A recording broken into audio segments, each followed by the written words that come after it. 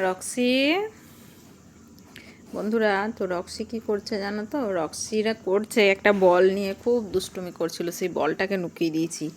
তো যাই হোক, সেই বলটা আবার পেয়ে গিয়েছিল, আবার নিয়ে আবার লুকিয়ে দিয়েছি। তো কেমন সঙ্গে সঙ্গে সঙ্গে সঙ্গে সেটাকে খুঁজে বের করছে, দেখো।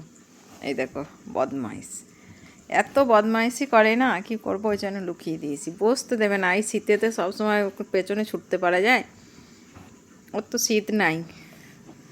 এই দেখো,